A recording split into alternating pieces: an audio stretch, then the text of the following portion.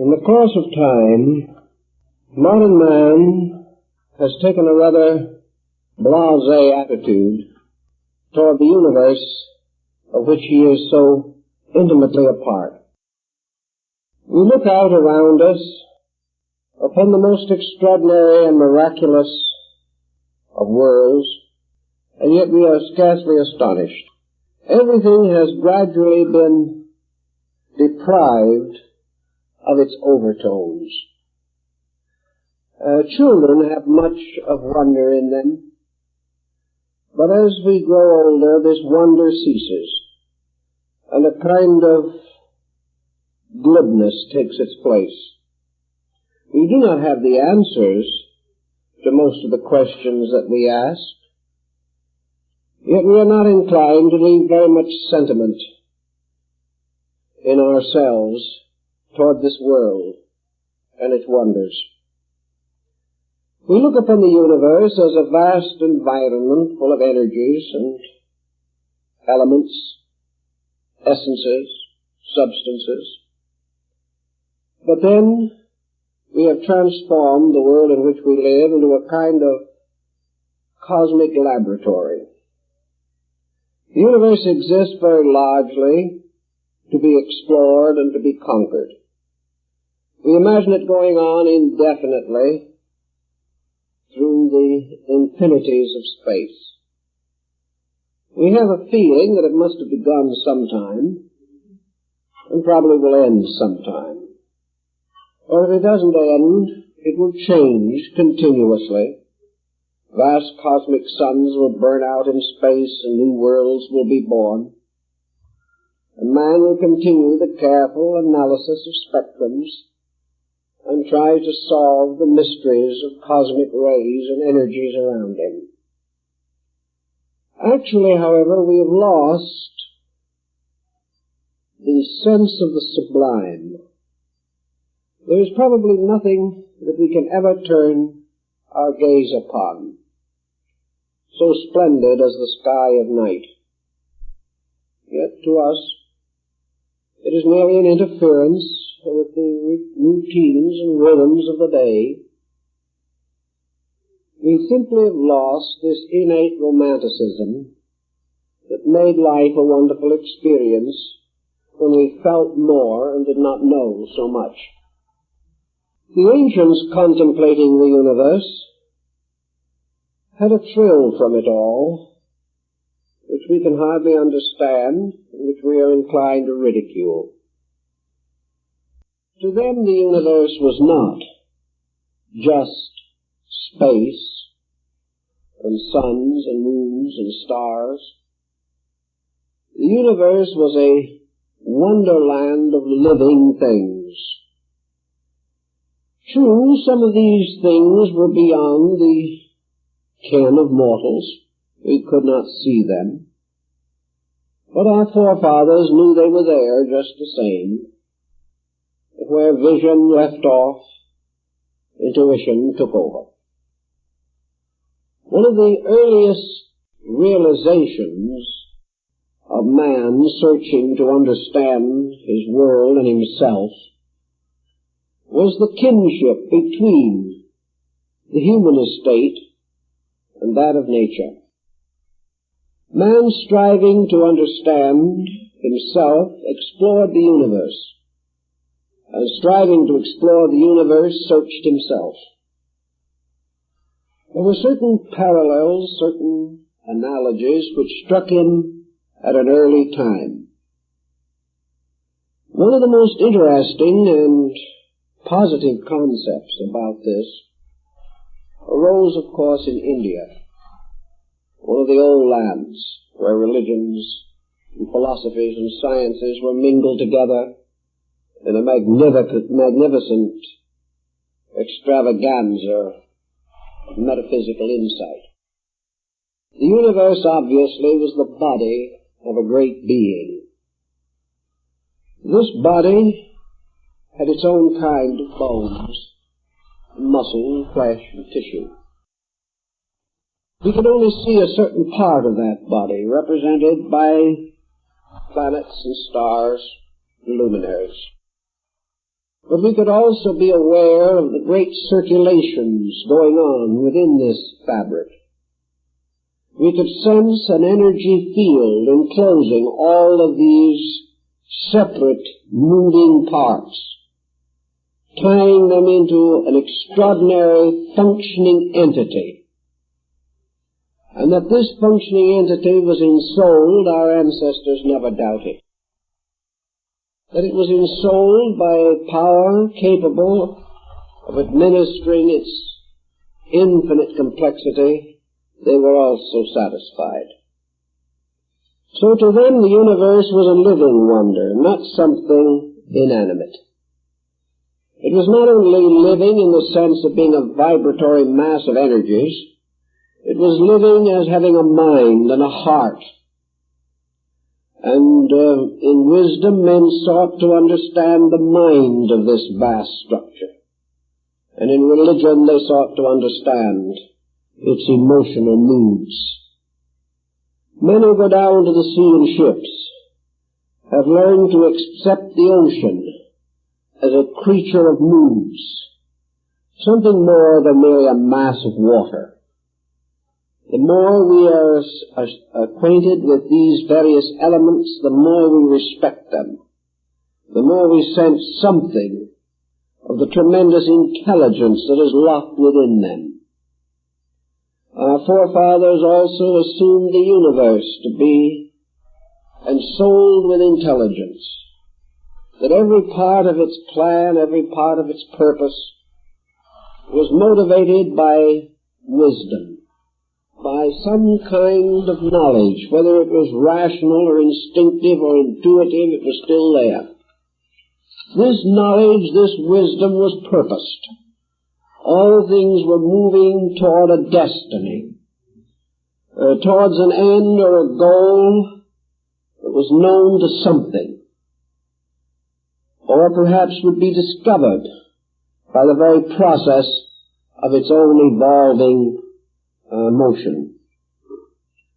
Also our ancestors became acutely aware that nearly all physical things that we see around us, both in space and on our own planet, are actually the long shadows of laws.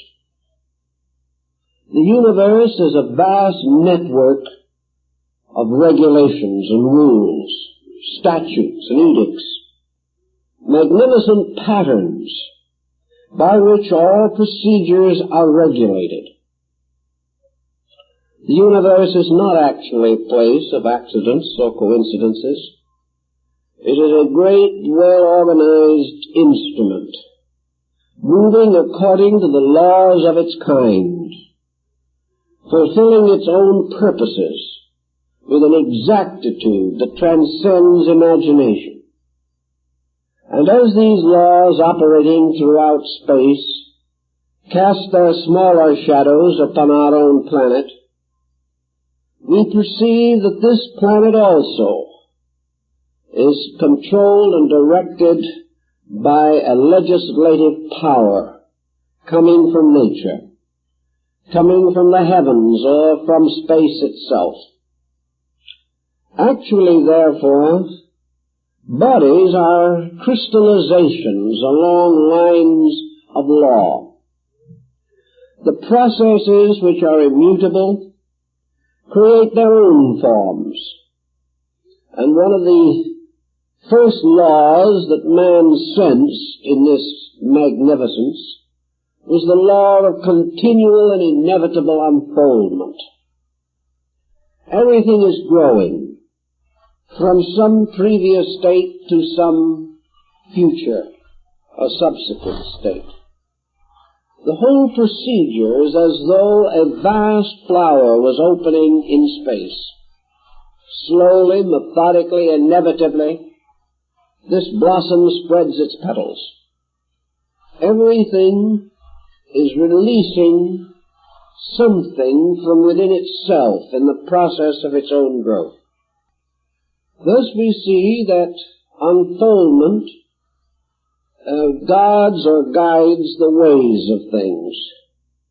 And this unfoldment applies to suns and cosmic centers just as surely as it applies to the maturing and development of human life. Man is unfolding. Man is not standing still. He is not a complete creature. He must tomorrow be more than he is today, even as today he is more than he was yesterday. The only reason for existence is this process of perpetual growth.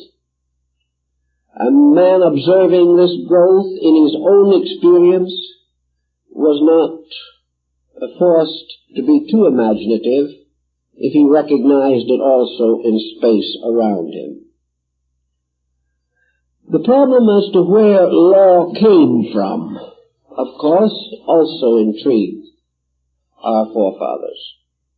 Those systems of philosophy and religion which postulated a deity at the source of life usually assumed that these laws were an expression of the divine will. Deity could be a despot, imposing its purposes upon its creation with inevitable finality. Deity could think what it willed.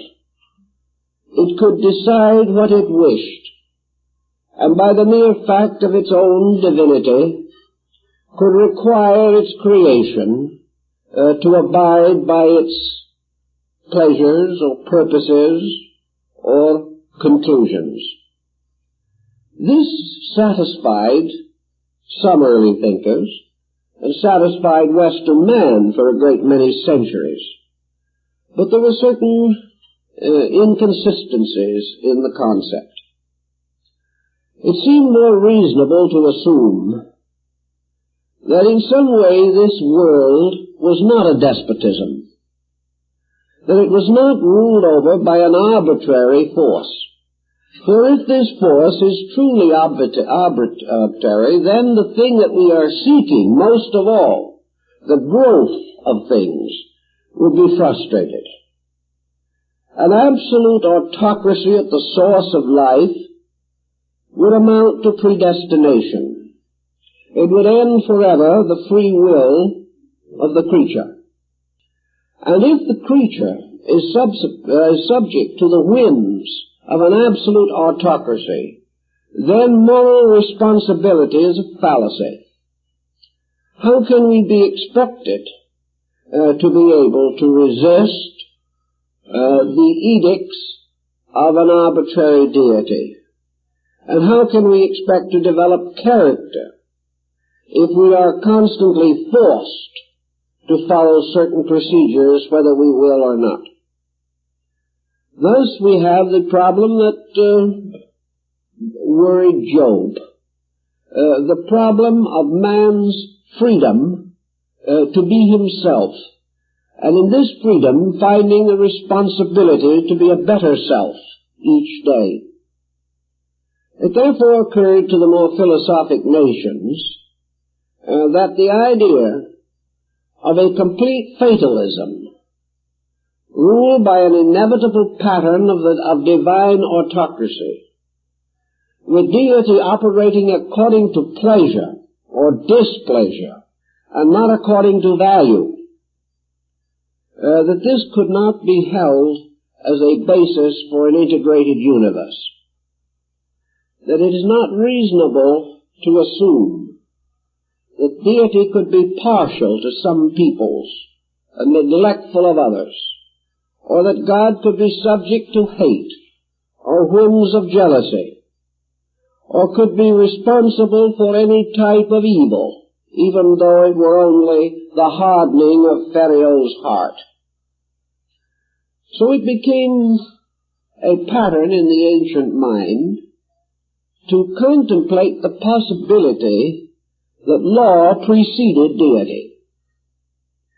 The deity did not create laws, but administered them, much as in the case of the leader of a constitutional government, or even a constitutional monarchy. Nations have their bills of rights, their Magna Carta, or whatever may be held and cherished as the statement of the rights of the people. These various documents are served by governments, maintained by them, protected by them, but may not be destroyed by them. Thus the question arose, could law have come before the gods? And there are many ways in which this could be made to seem rationally possible. First of all, as we explained last week, we have to find some answer to the mystery of where the gods came from. And it might be easier to assume that they were products of law than to assume that they were spontaneous creations, something coming forth out of nothing. It might then be quite possible to assume that law, an immutable pattern, is intrinsic in the essential essences of existence, that laws like space and eternity and substance and essence and being have always existed. Therefore, that as long as the essential elements from which the world is fashioned are eternal, law can be co-eternal with these elements. For unless this is true, these elements could never change their relationships with each other and could never pass through the vast pageantries of creation which we behold when we study the stars. Therefore, the wise came to the conclusion that before gods and men there were laws, that these laws were the rules innate in all energies, that energies are self-governing, that all principles and patterns are self-maintaining, and that as surely as crystallization in rock or fission in cells, these take place with or without the consent of man or any arbitrary force that we know, simply because these processes are the right, natural, and inevitable procedures. Because this is true, then all existence is sustained by innate processes, invariable and utterly consistent. The universe itself is a manifestation of these laws in operation, just as surely as the frost picture on a window pane or the intricate geometric structure of a snowflake. These laws do not require the kind of theology with which we have been familiar. It would be rather difficult for us to imagine the anthropomorphic deity of our ancestors being much concerned with frost pictures or snow crystals. This deity seemed to be mostly involved in the miseries and misfortunes of mankind, spending part of his time saving his creation and the rest of his time wishing he'd never created it. This type of thing was not likely to advance the universal procedure. But if we assume that every substance has its own rules, and that these rules have always been, and that we know the substance today merely because it does obey its own rules, and that every element that we see is truly a symbol of a process, that all compounds are symbols of the elements which create them or produce them, and every form of growth around us is simply a law bursting into expression through its proper means and methods. It is because of such lawfulness that man himself has been able to compile a kind of index of natural laws. The wise from the beginning have been discovering laws, but they do not seem to realize that all of these laws are but evidences of something else.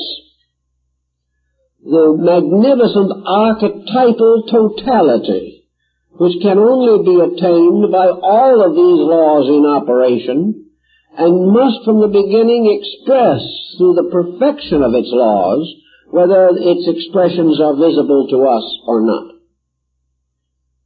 If space is actually a vast area of lawful energies, then of course it follows that man's adjustment to space results from the gradual insight which he gains as to the operations of these laws. The alchemists of the Middle Ages pointed out that the Holy Scriptures were books which described lawful processes, and that nature itself was also an unfolding scripture, in which all of the great edicts of the infinite were set forth in living characters. This attitude distinguished most ancient areas of thought. Man, becoming aware dimly that he does inhabit a universe which has rules, also recognizes that for some reason he alone seems to have the power to disobey rules. Now perhaps he is wrong in this. It may be an arrogance of his own to assume that he can even be very wicked. But we do not see around us in nature as many rebellions against natural law as we find in man's nature. It therefore would appear to be that the most dangerous instrument of man's relationship with life is the human mind. Those creatures in which mental natures are not individualized never rebel against law, but fulfill it without question. Perhaps a few human beings who have come to a great insight into the mysteries of natural law have also verged toward this complete obedience. But for the majority, life is a resistance to this lawful pattern. The individual, seemingly convinced that he is able to defend himself and his own purposes against the infinite pressures of space around him. This is one of the points which we also find in Oriental philosophy. Sometimes Eastern thinkers are termed fatalistic simply because they assume that the individual is powerless to withstand universal purpose. Here in the West, however, we like to think that man is strong and universal purpose is either weak or non-existent. We have not yet learned enough by trial and error to realize where the error lies. We still assume that we have merely made some kind of a technical mistake which can be corrected in the next experiment. We are still attempting to exploit laws, to go against them, or to prove that we are superior to them, and therefore potential masters of space. Universal laws have many levels of manifestation, and we can find some examples of these levels or parallels to them in the study of the spectrum. Here we observe that one light, broken up prismatically, provides us with a complete spectrum of colors. Yet all these colors are invisibly held within the white light. And if all colors are imposed upon each other, we can also achieve what we call the no-color black. The problem that confronts many persons is to understand, if we can, how universal law breaks up into various parallel processes, each relating to a certain kind of life or manifestation. We do know, however, that as light is broken up to become colors, so the universal law pattern is broken into a mass of different parallel processes. We find law applicable to harmony and sound, to light and color. We find it in the octaves of chemicals.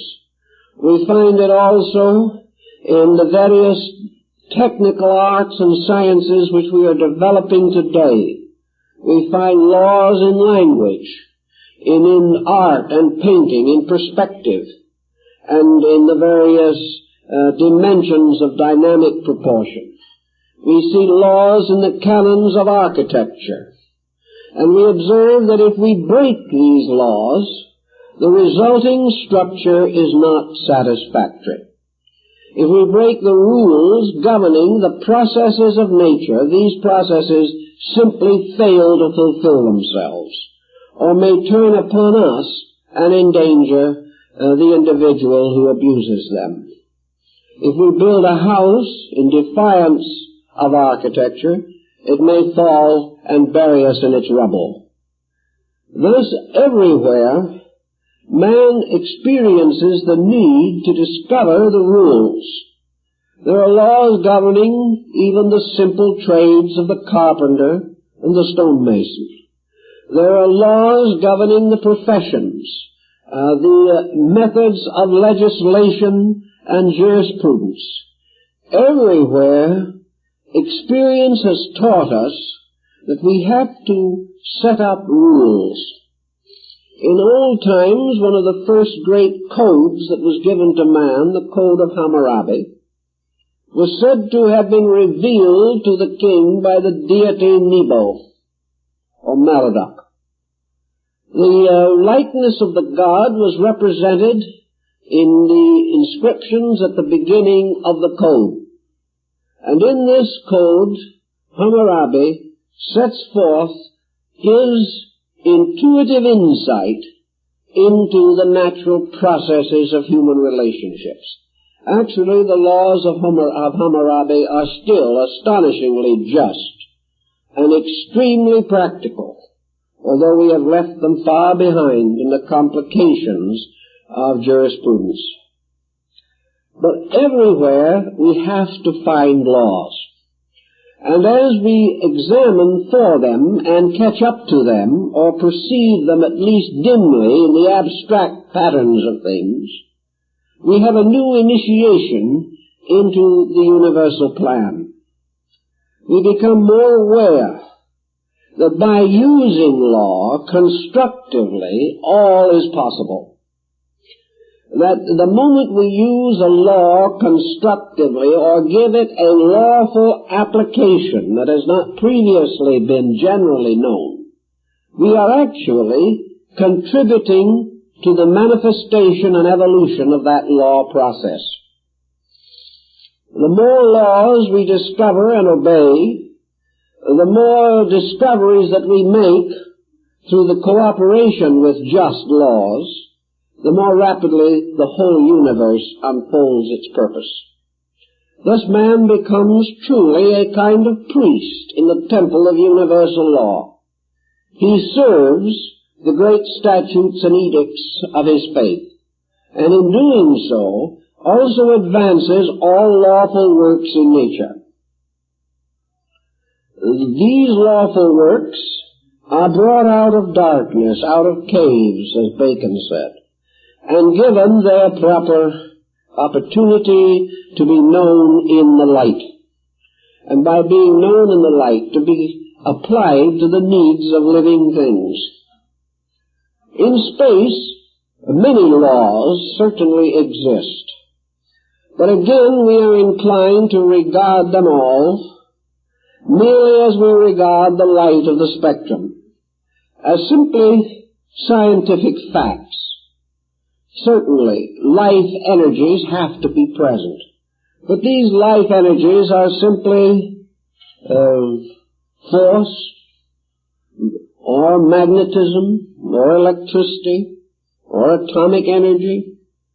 We think of all these types of terms very glibly. We do not give them any clear moral value. The Egyptians and the Greeks and the Chinese, however, when they began to contemplate laws, they assumed that just as surely as a law by its own procedure established right and wrong, that somewhere in the pattern of things, this rightness and this wrongness must be regarded as moral equations.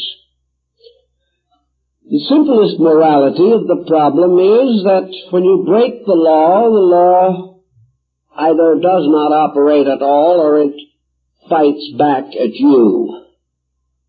Thus, to do evil is to do contrary to the proper motion of the lawful purposes of things. To do wrong is to cross law in some way.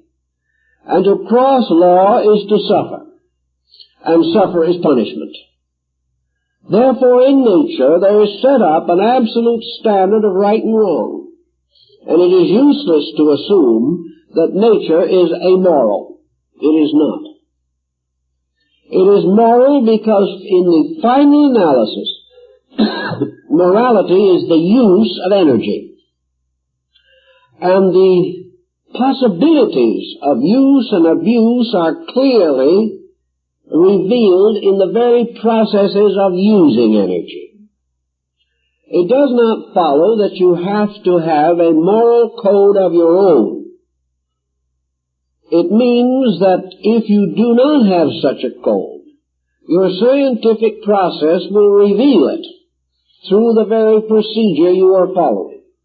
And if for some reason you refuse to accept the moral implication of the experiment you are making, you will have an explosion in the laboratory, or something will go wrong, has it in your own security or the success of the experiment.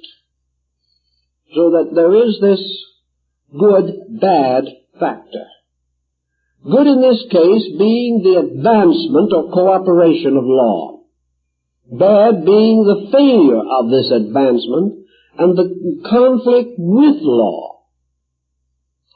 Now, evidence is always present that in the conflict with law, man is conflicting with something so far beyond his understanding that he can never actually win. He can never change law. But law can always change him. In this battle, then, any attitude of his own which is inconsistent with the laws governing elements, substances, processes, values, any such inconsistency must lead to misfortune of some kind. The ancients, putting all these laws together, followed much in the concepts of Sir James Jeans, and came to the conclusion that somewhere at the seat of life, in the universe, in the cosmos, in space, was what might be termed universal intelligence. Universal intelligence does not mean a conscious universal deity. It does not mean that there is someone out there pondering upon the imponderables of existence. It does not mean that there is someone who is moving the pieces of a cosmic chess game. What is really implied is a permeating universal intelligence, an intelligence that is everywhere, in everything, and of everything, an intelligence which refuses to permit non-intelligence to be victorious in nature. an intelligence which causes all things to do that which is best and proper for themselves, unless a counterintelligence exists. And this counterintelligence seems to exist in man, but it is too feeble to hazard the outcome. It is not possible for man to go against this larger intelligence. Science, of course, can take the attitude, and has taken the attitude, that what is termed this universal overintelligence is simply the habit of substances and processes. That these are habitual. Yet if we study the word habitual carefully enough, we will realize that habits, like every other substance in nature, are not self-creating.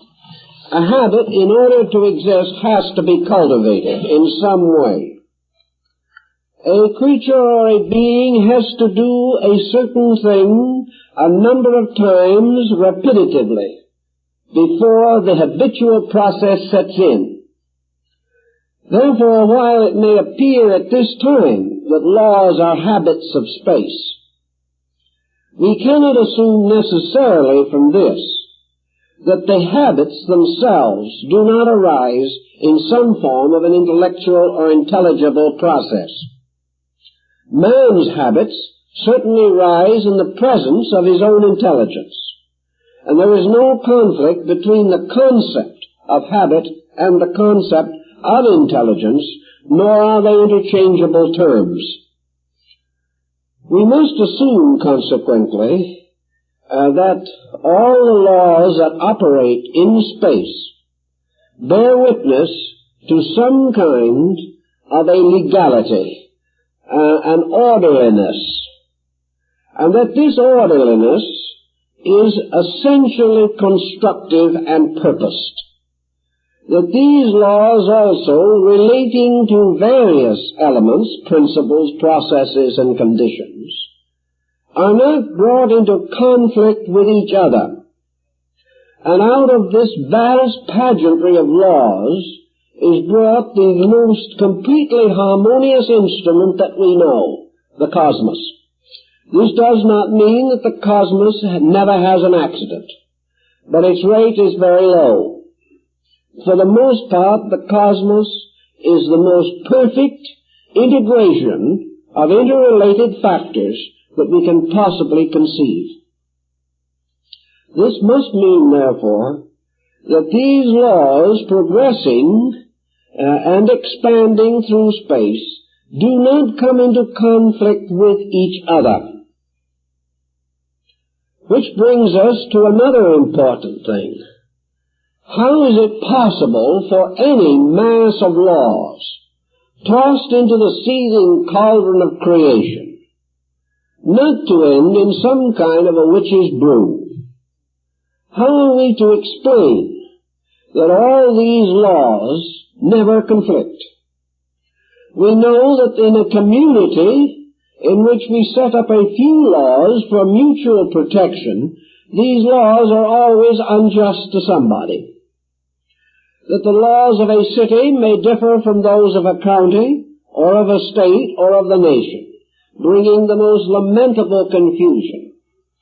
That the laws of various nations will permit a crime in one country and punish it in another. Also that these various laws require constant amendments due to the fact that experience proves they are inadequate. And the great legislator of today is the forgotten failure of tomorrow.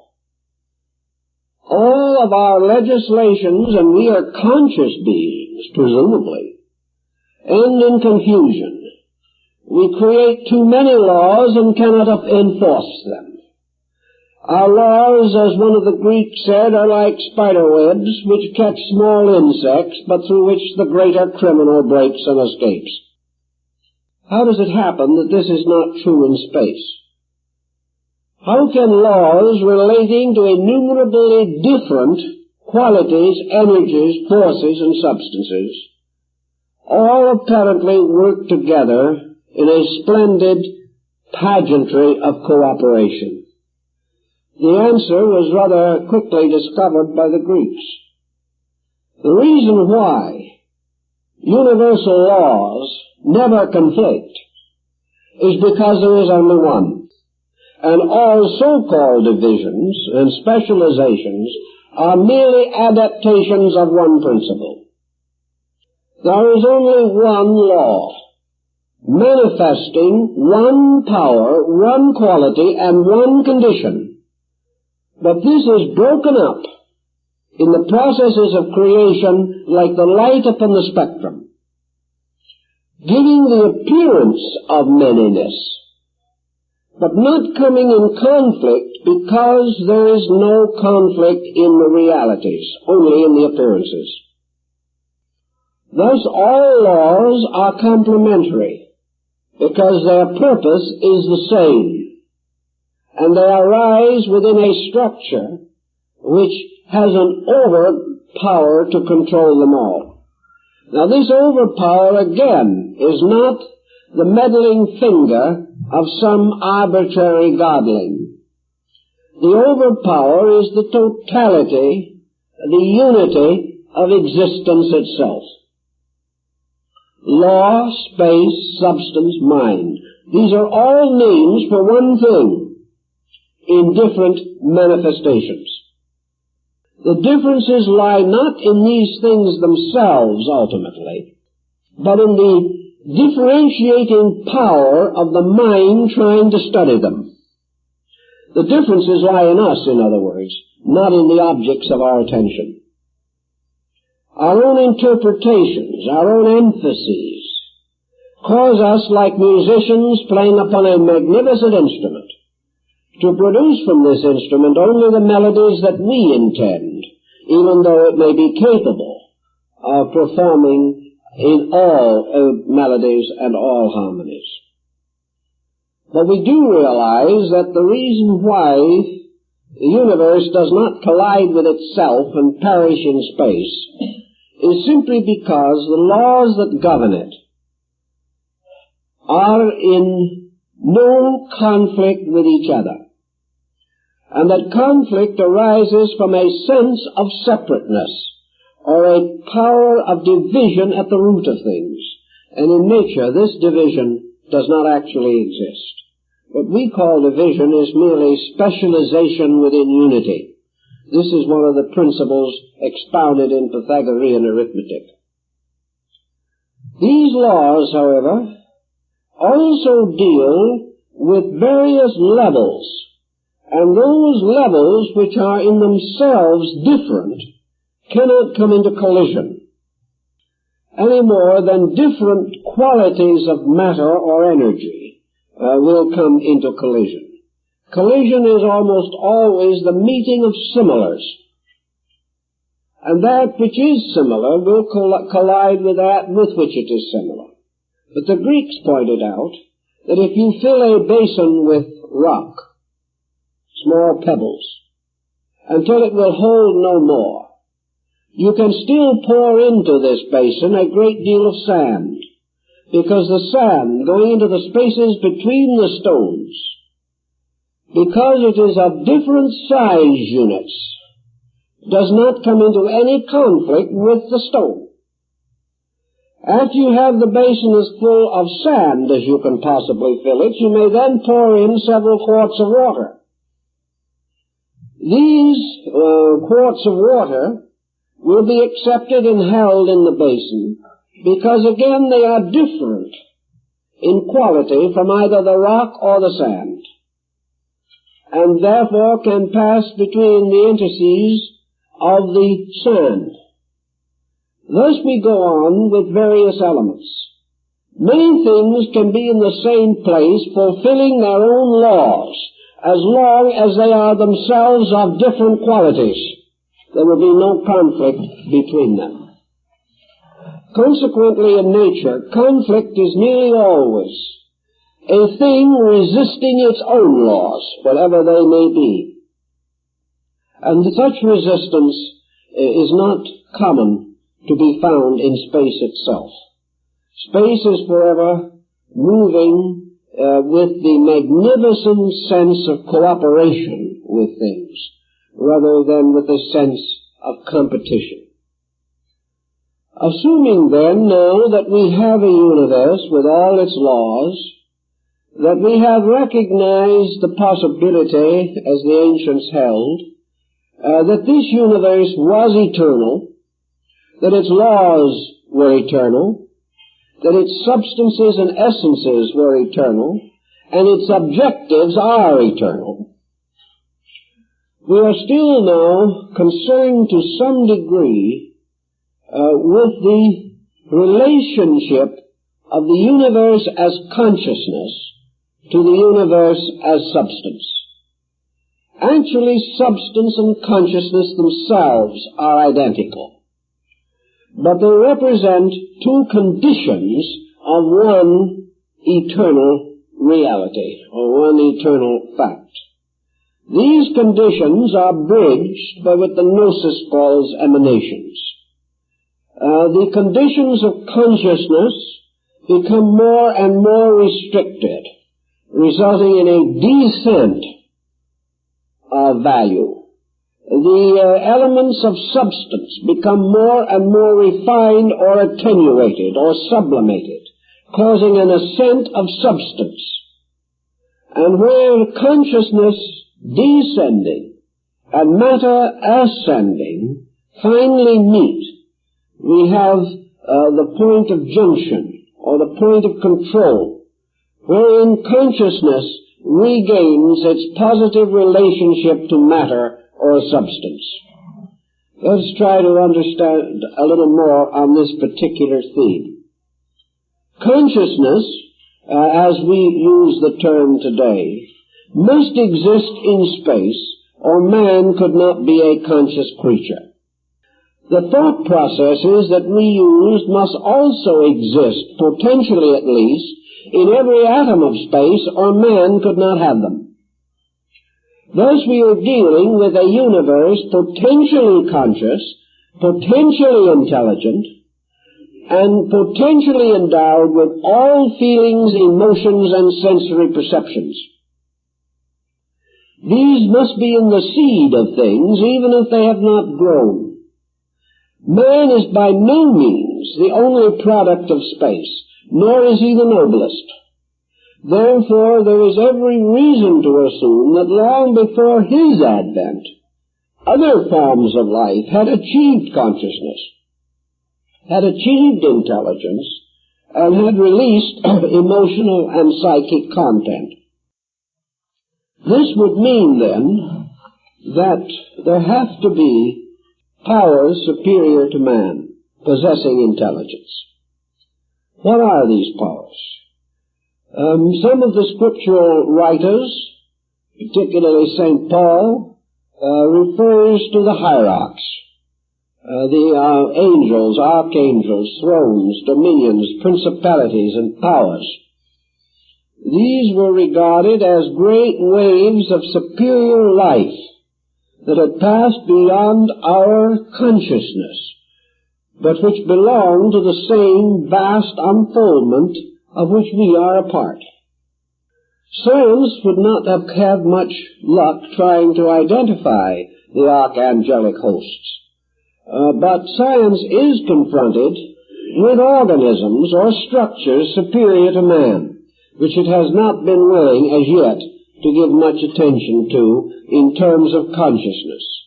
The most normal and immediate of these structures is a planet. Is a planet to be regarded as the production of an evolutionary process? We have our physical, astronomical interpretation of how planets come into being. But we are no more talking about planets in this respect than we are talking about men when we discuss the various developments of the fetus and the embryo. We are talking only about bodies. Science can explain bodies, but science is still having a very bad time trying to explain man as something separate from or superior to body. And many scientists have not yet made up their minds that man is separable from body. But science will admit that when the proper kind of a body is generated, something that passes for intelligence in humanity is also revealed or released. Perhaps we are a little optimistic as to the measure of this intelligence, but something capable of learning to read and write is produced, even though it may never be taught to read and write. That's another problem.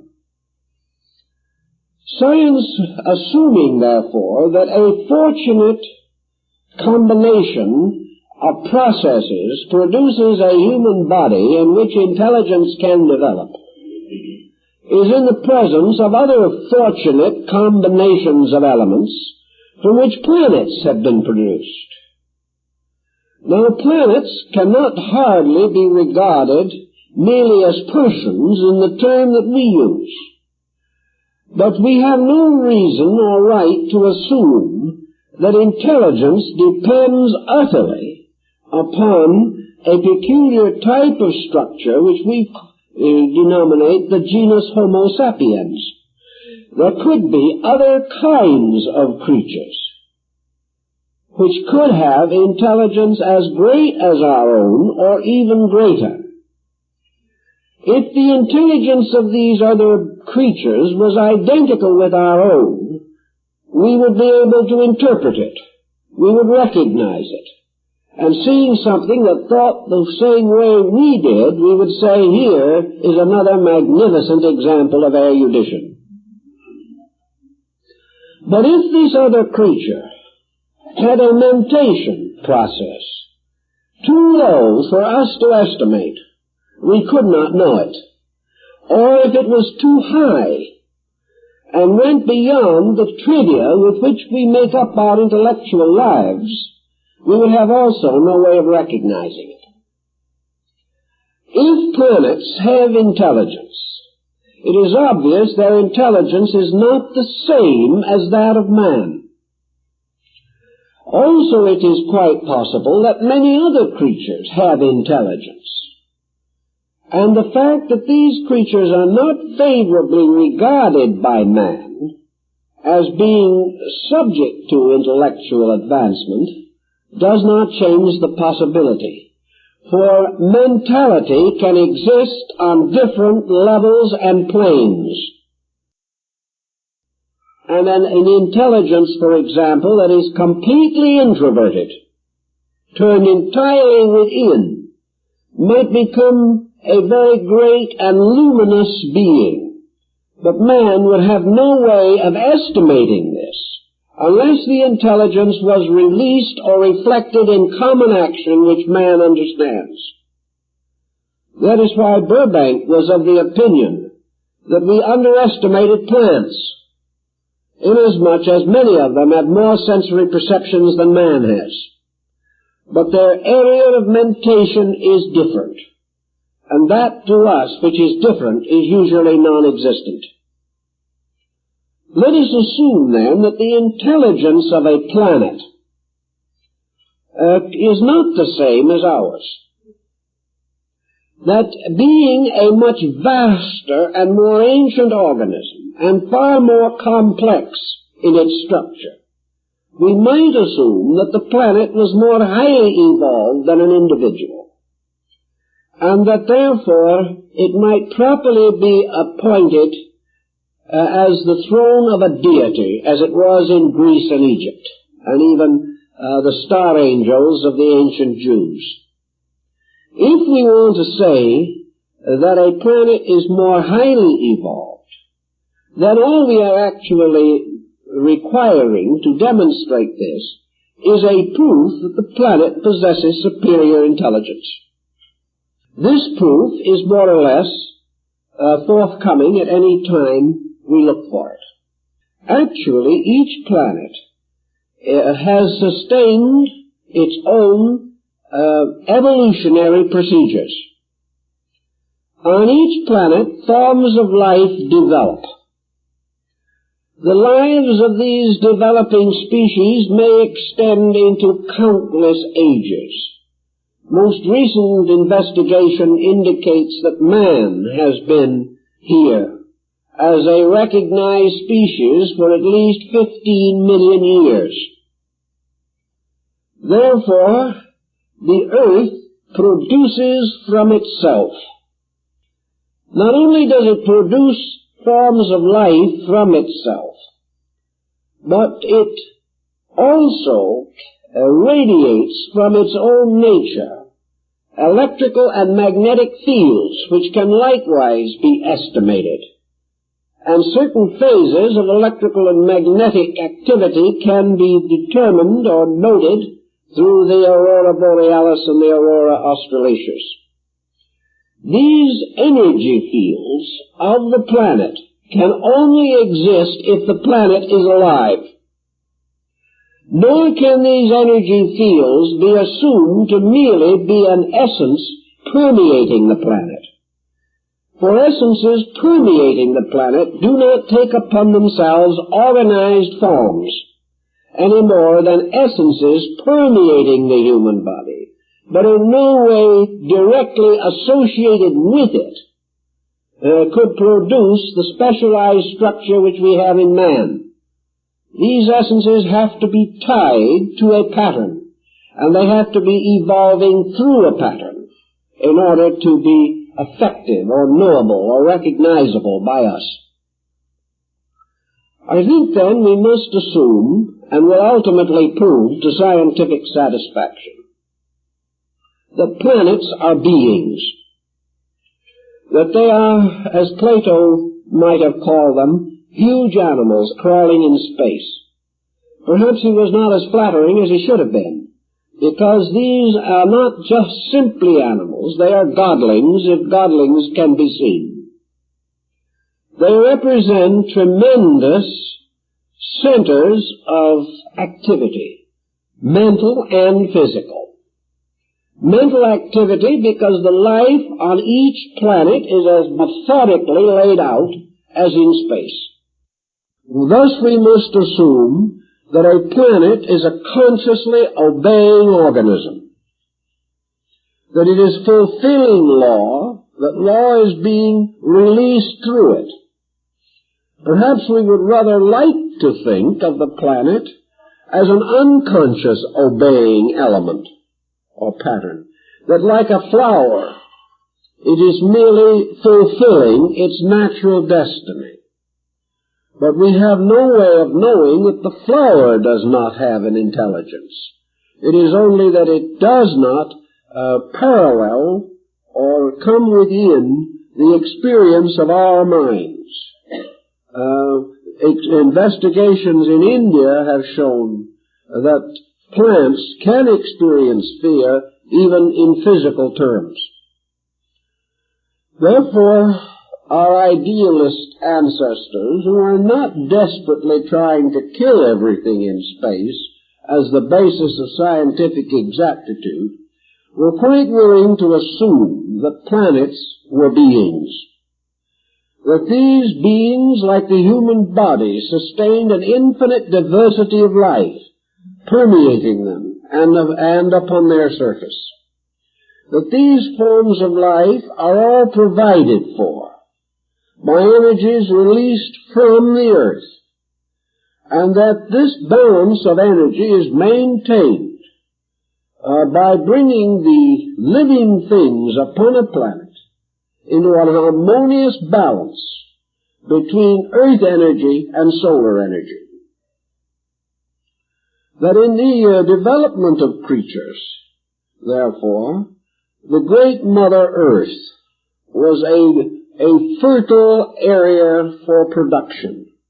And from this fertility, the seeds in the consciousness of the earth principle were released.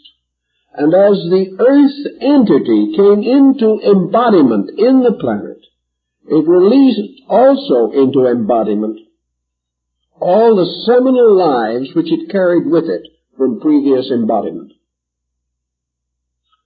If the earth can be regarded as some kind of an intelligent organism, then we can see how Earth processes, when allowed to fulfill themselves in an orderly manner, may be regarded as adequate.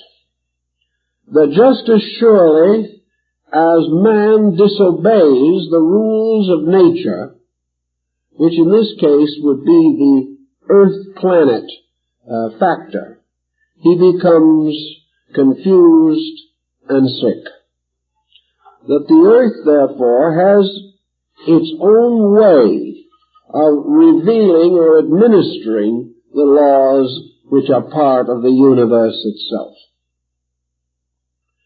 Planets, in a way, are embryo suns. Other forms are developing in space which will gradually become great centers of solar power. And the suns, in turn, must be regarded as intelligent or intellectually moved or dominated in some way. The planet is a center for the dissemination of intelligence. The sun is a greater center for the dissemination of intelligence. All of the great central focal points, even beyond the vast categories of constellations and the Milky Way, are immense areas for the release of intellectual or intelligible power. The Greeks preferred to think of the solar power as intelligible. Actually, this intellect, this mind, this thought consciousness power is inherent within the radiance of suns. And this radiance, in turn, permeating planets, is reinterpreted through the planet as the wisdom of the elder is reinterpreted in the education of the child. Therefore, planets are children to the parent sun, which acts not only as parent but as teacher, continually radiating energy with indwelling intelligence, by means of which energy, by the way, naturally resists the misuse of itself. While it is not always able to prevent abuse, energy itself fights against abuse, providing every possible means of right usage, and immediately punishing abuse with some form of a disaster. The next point that we have to bear in mind, perhaps, is that from all these various centers of consciousness, light, life, power, force, energy are moving, and that these are all interchangeable terms signifying the same principle in different levels of manifestation.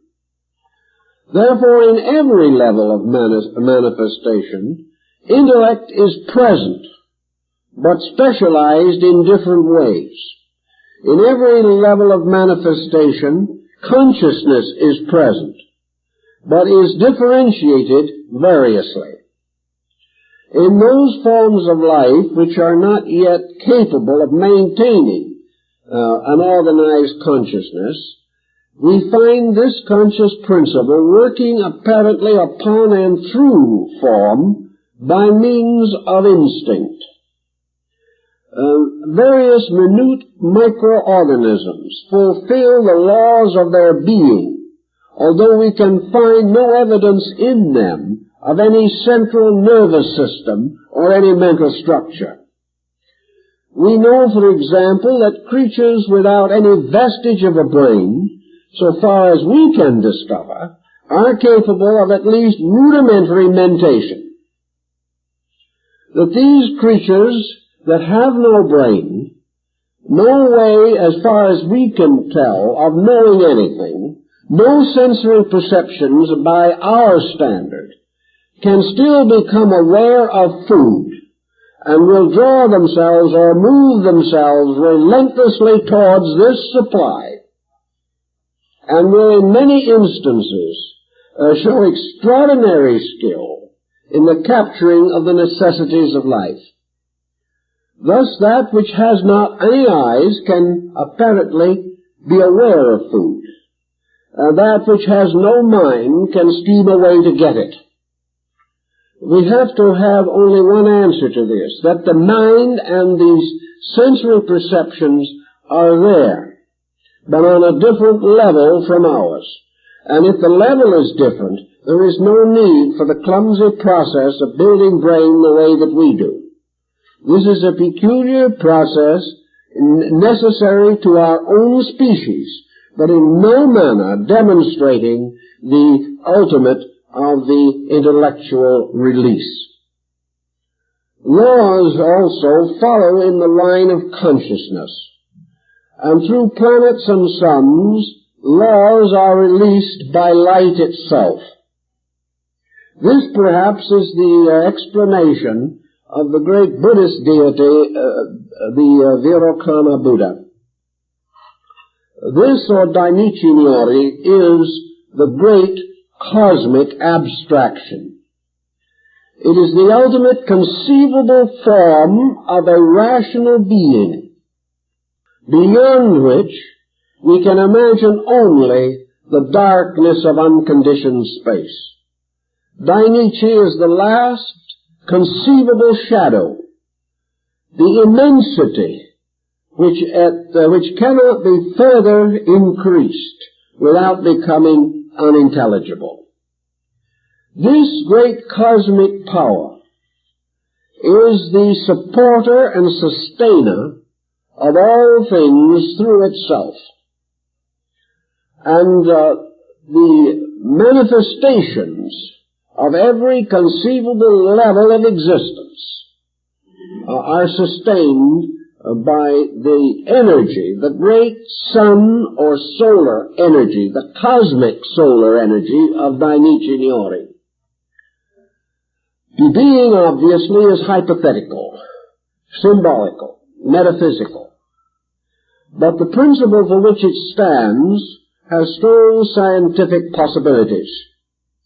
For it simply means that somewhere in the infinitudes of space is the master pattern from which universal and cosmic systems evolve, within each in its turn lesser systems, until we proceed downward from the greatest imaginable cosmic organism to the least conceivable cosmic organism, only hypothetically knowable even in the presence of the most powerful electronic microscope.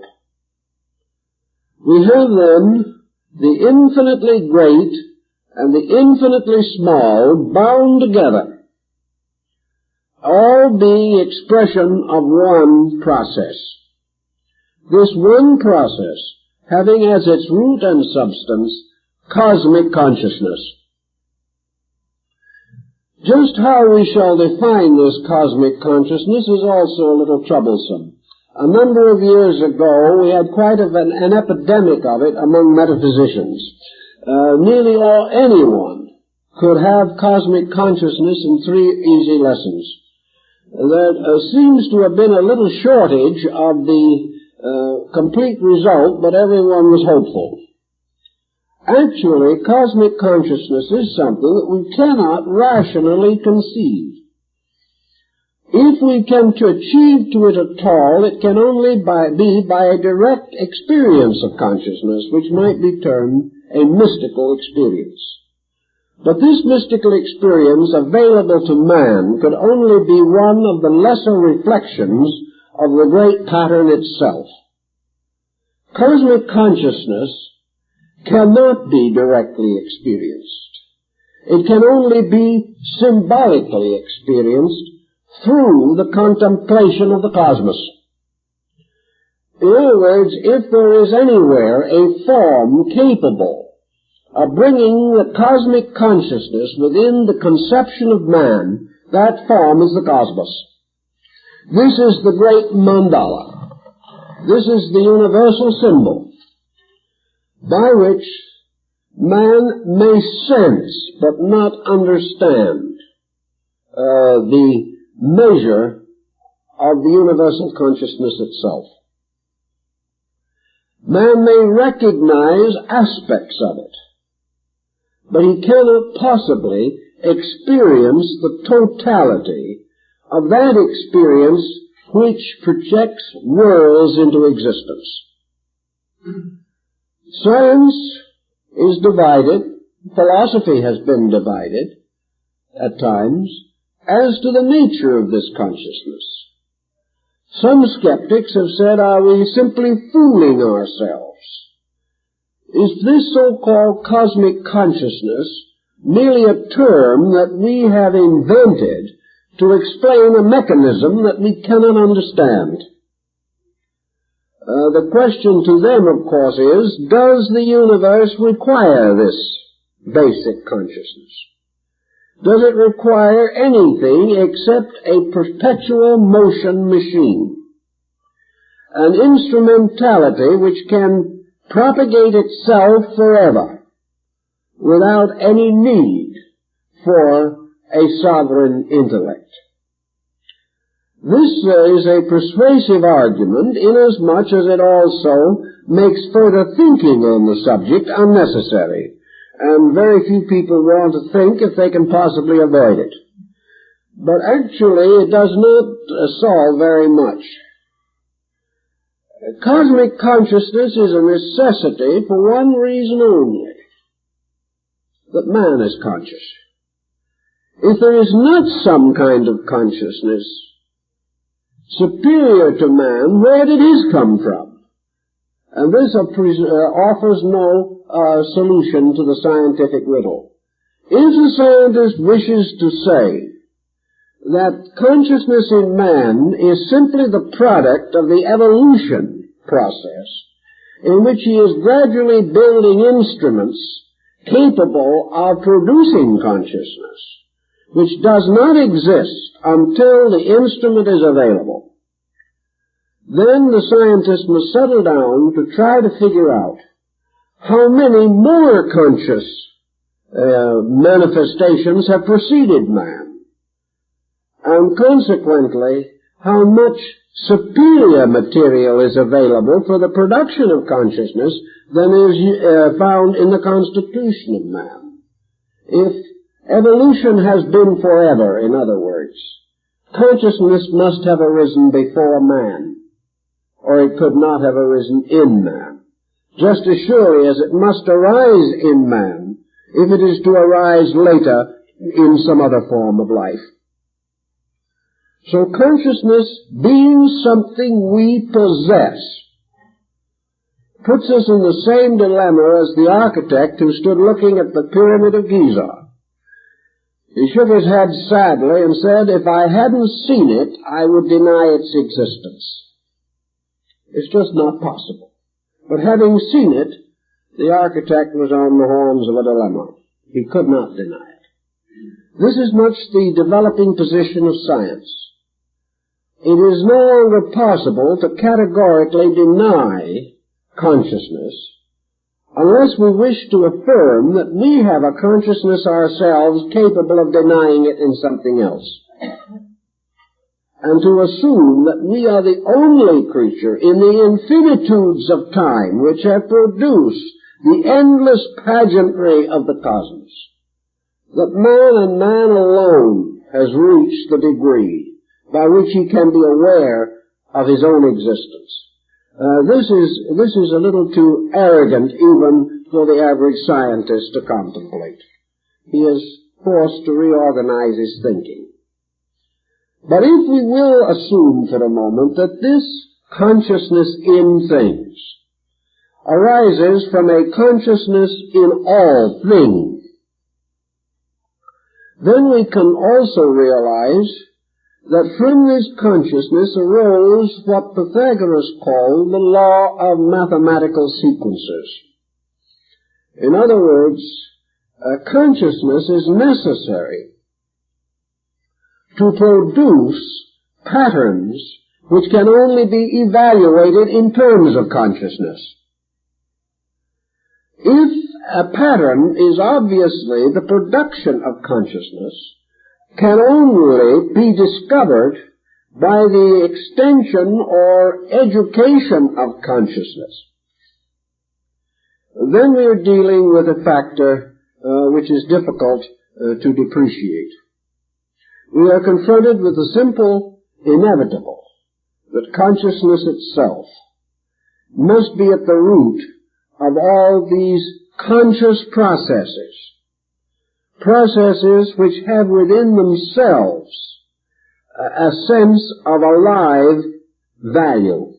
Mathematics, for example, which with all its phases and all its departments must be regarded as something so profoundly intricate that it could only have been produced by an intellect superior to itself. Man has not even begun to explore the profundities of mathematics.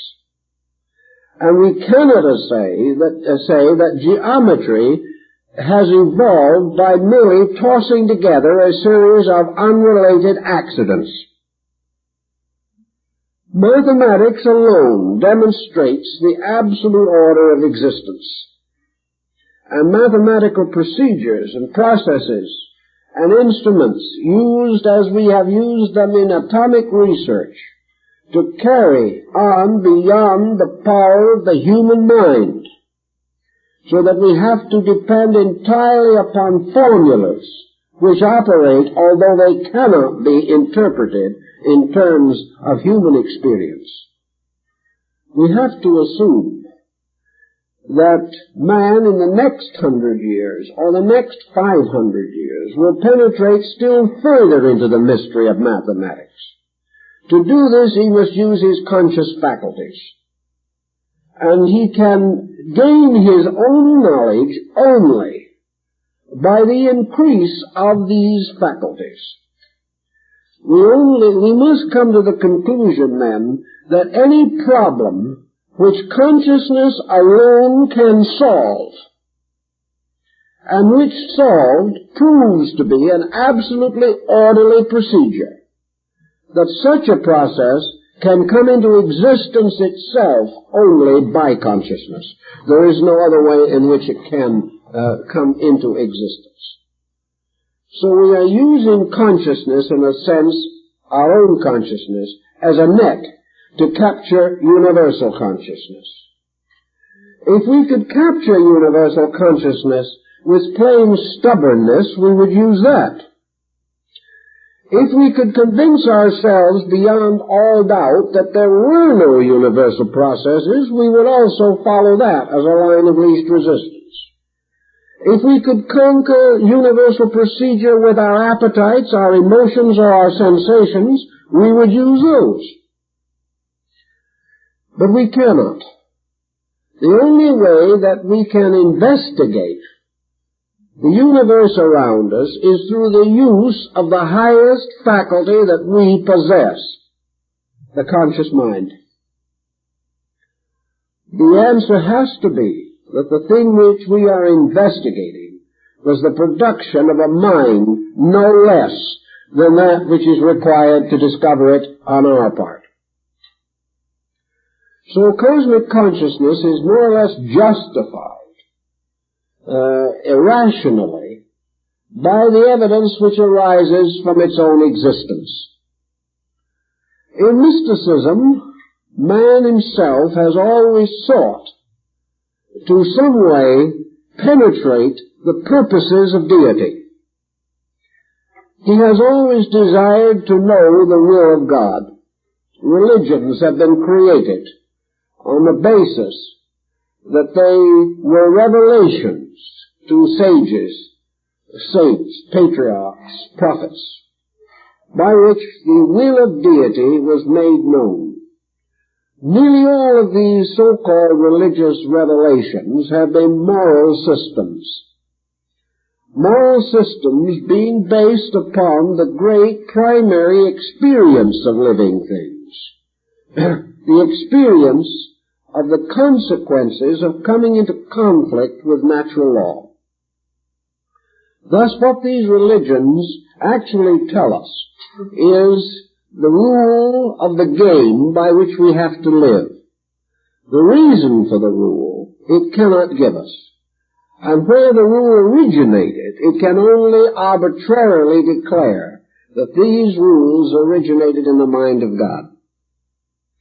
Actually, cosmic consciousness, as sensed in India, particularly in the yogic schools, was not merely a central consciousness, not merely the mind of a being somewhere in space.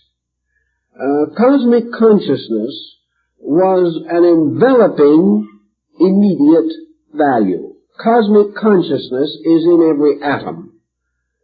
The true and full consciousness of the universal purpose is closer to us than ourselves at all times.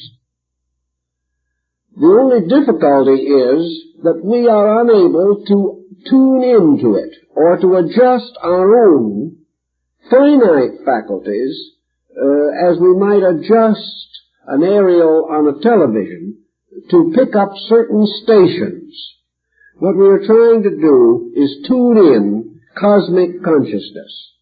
But when we attempt this, we always seem to tune in something else. Actually, we are tuning in merely conditions of it. But the full and total experience of it is beyond us because we lack the faculties with which to estimate that which is utterly transcendent. In the Buddhist philosophy, of course, we have the same essential problem.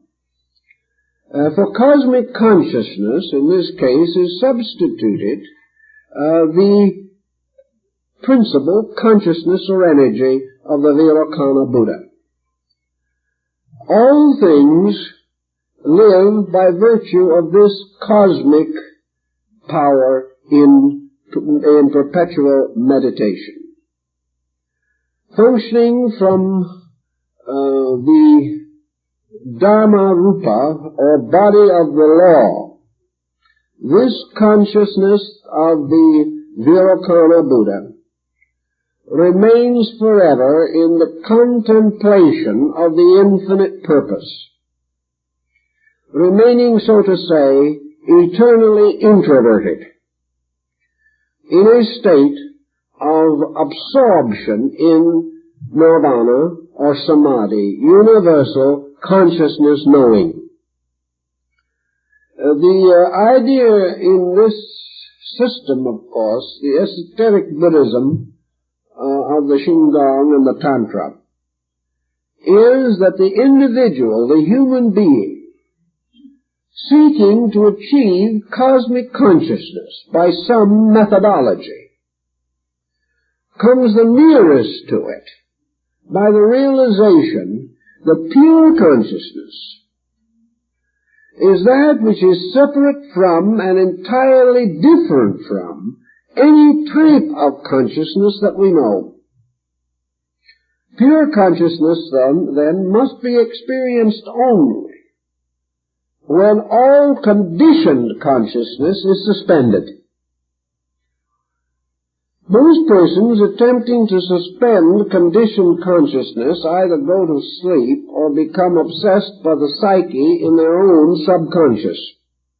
When the individual doesn't try to be anything, he is unfortunately only himself, and this does not serve the purpose.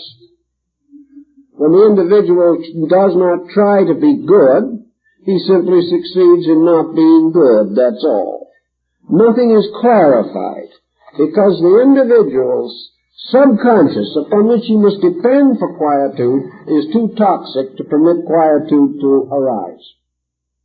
All he gets is negation, not quietude. Theoretically, however, if the individual is able to actually escape from all the conditions which personal consciousness impose upon him, he can achieve pure insight.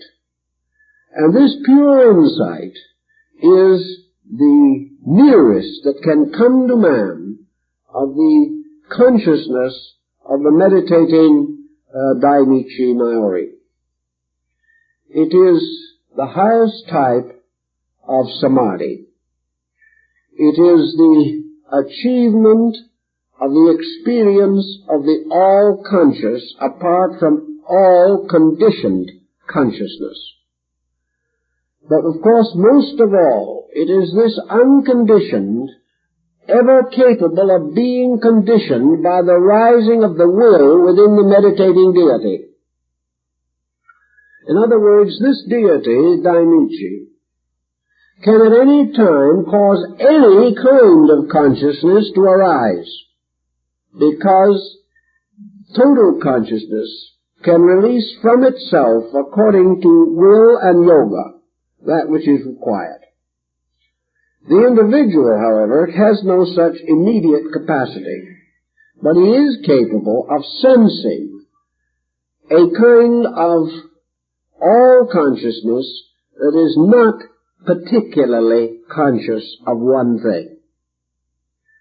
The mystic, in his illuminations and in his visions and in his ecstasies, usually experiences universal consciousness merely as a tremendous internal exhilaration. It is sudden release. It is the emergence of the individual from some dark and heavy region into an airy and wonderful realm of light and peace and beauty and happiness. In this experience, the mystic has the inward sense of all-knowing. But this sense is expressed only in the experience of God loving. It would seem to the being in the mystical experience that he could play a piano or a violin if he had never touched the instruments before. He would have the power to play them within himself. But if he wanted to play the physical instruments, he would have to learn as the same way anyone else would have to learn. Cosmic consciousness does not skill the body. Rather, it becomes an ornament and a vital moving force for the body which has already skilled itself. There is no substitute for the struggle to gain mastery of body, emotion, and thought. But in this experience of cosmic consciousness, the individual has the sense, a strange, perhaps impossible, over-recognition of the unities of life, of the tremendous realities of things. Antagonisms, separatenesses of all kinds fade away. There remains only the sense of the profound accord between all of the parts of life, the experience of being one with the universal consciousness itself. And this universal experience is as though consciousness was a great sea or ocean, permeating all things. And in Buddhism, the individual attains this in the mantram as the dewdrop falls back into the shining sea.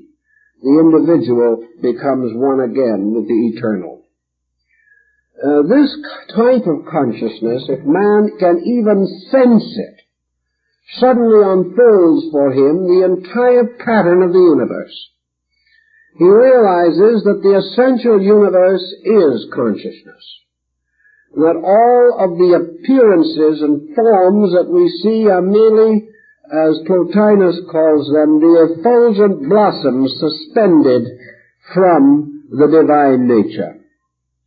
That everything actually is a mystery in consciousness, forever moving towards the destinies which lie hidden within its own depths. Man, sensing something of this, then is able to understand, at least in a measure, how all laws, all principles, all processes can be within consciousness.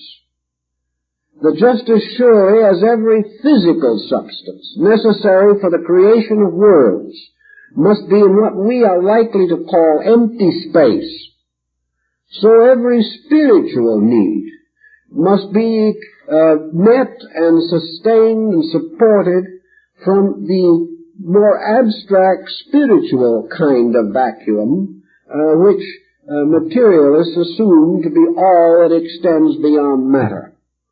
We have to assume, therefore, that this invisible, intangible thing, which we call spirit or consciousness, is absolutely the source of all tangible, manifested existences. That in it is not only consciousness, but the root of all substances. That just as surely as this vast sea of consciousness extends invisibly, within the bottom somewhere hidden in this sea are rocks and mountains and stones. Everything that exists has to come into manifestation from this thing which seems to be empty.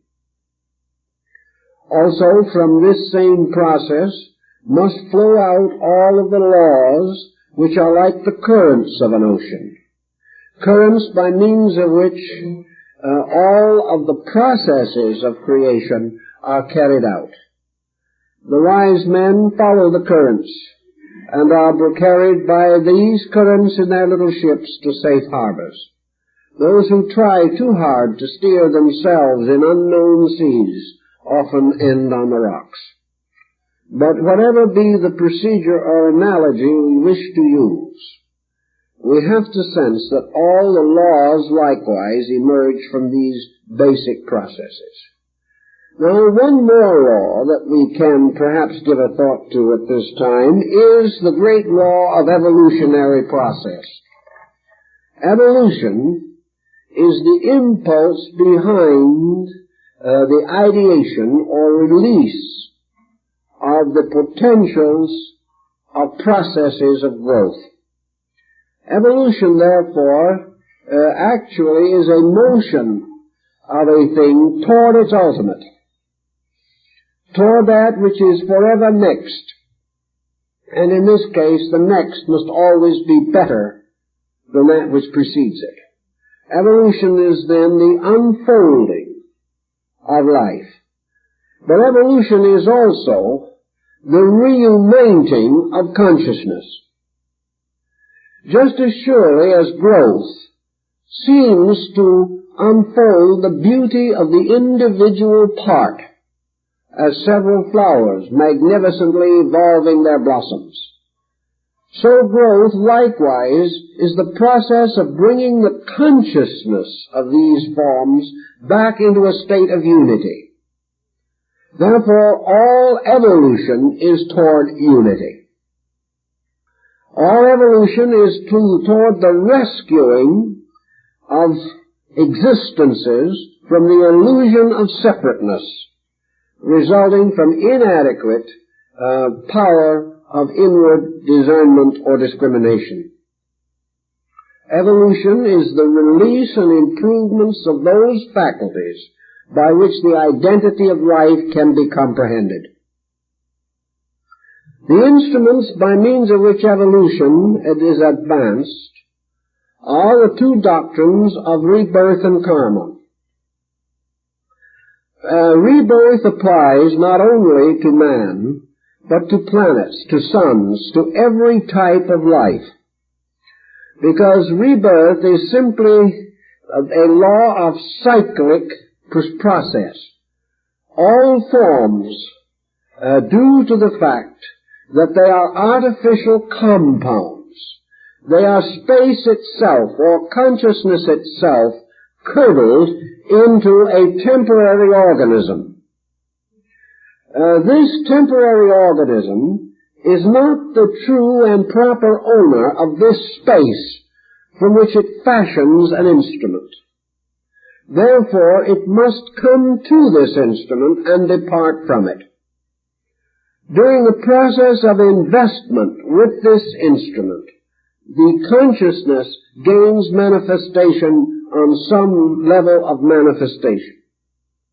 Having achieved a certain measure of manifestation, it must retire again and build a new instrument.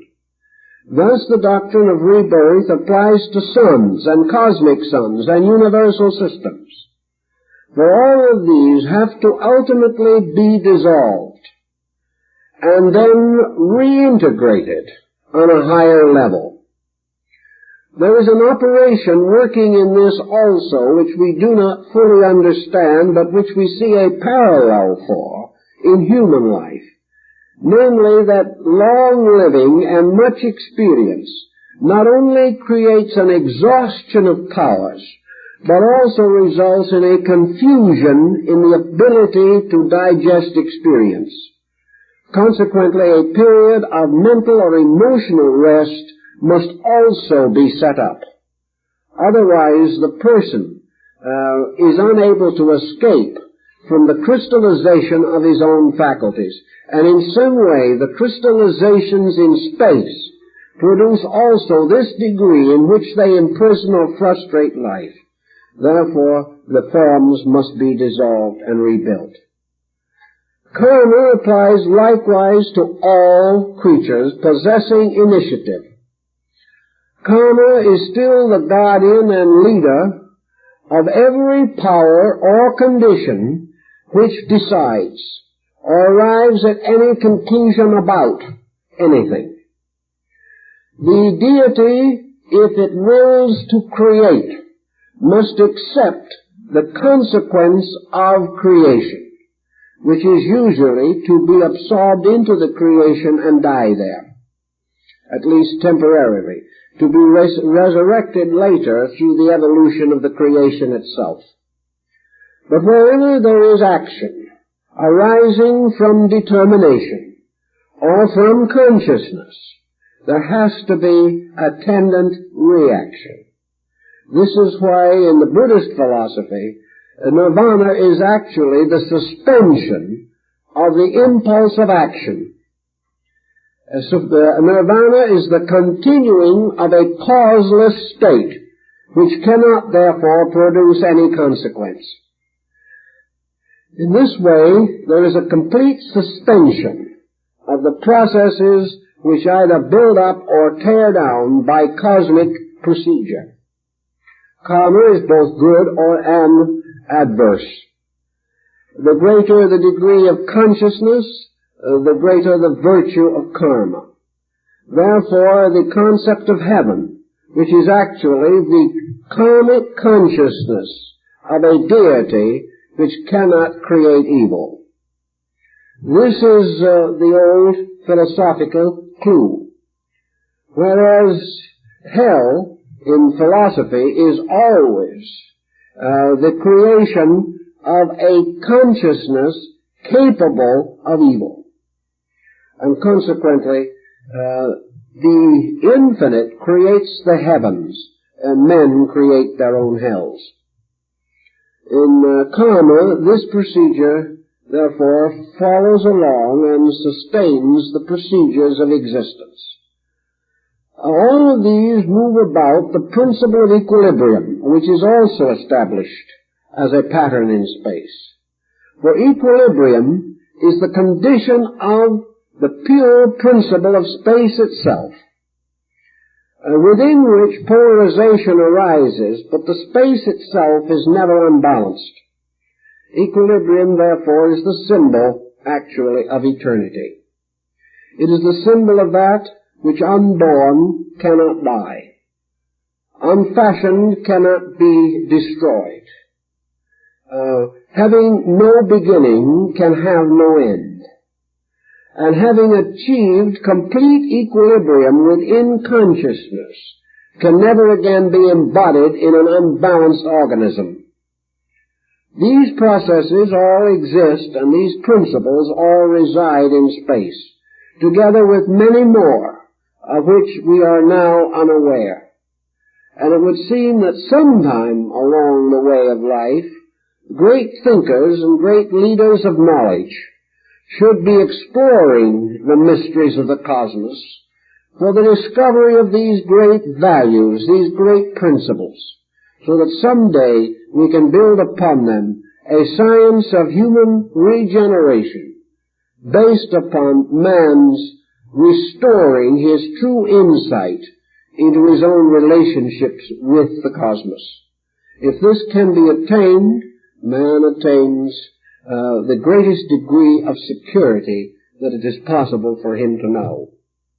Well, I guess our time is up for this evening, folks, so we hope to see you next week.